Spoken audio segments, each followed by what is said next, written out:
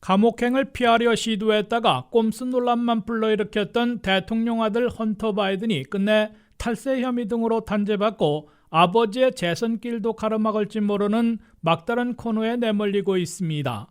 헌터 바이든은 그의 거주지로 되어 있는 캘리포니아 중부 연방지법에서 특별검사 수사 결과 연방 대배심으로부터 탈세 등 9가지 혐의로 공식 기소됐습니다.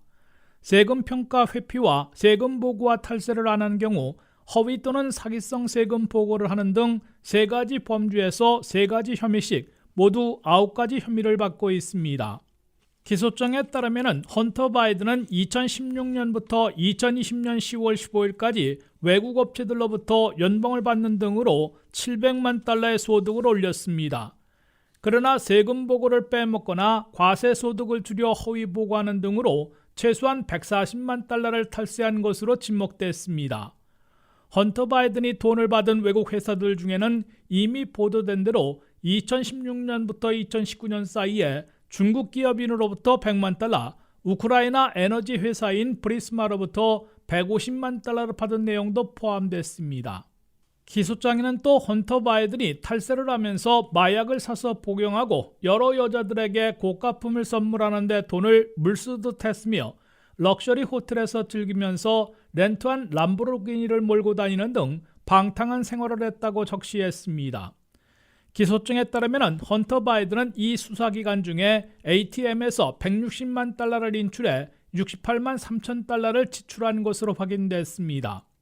고급 식당들에서 식사하고 건강관리 등에 75만 달러를 썼으며 여러 여자들에게 의류와 액세서리를 선물하는 데에도 40만 달러를 지출한 기록이 나왔습니다. 헌터 바이든은 수감 생활만큼은 피해보려고 5년간 수사해온 델러웨어 연방검사와 사전 합의에 성공해 경범죄로 처벌받으려 시도해 면죄부 논란을 샀으며 지난 9월 연방법원 판사가 이에 제동을 걸어 전면 재수사를 받게 됐습니다. 결국 트럼프 시절 지명됐고 바이든 시절에도 연임된 데이비드 와이스 검사가 특별검사 지위를 받아 재수사한 끝에 마약 복용 중 불법 총기 소지 혐의로 기소된 데 이어 탈세 혐의로 2차 기소된 겁니다. 헌터 바이든이 유죄 판결을 받게 되면 17년형의 징역형에 처해질 수 있는 것으로 뉴욕타임스가 전했습니다.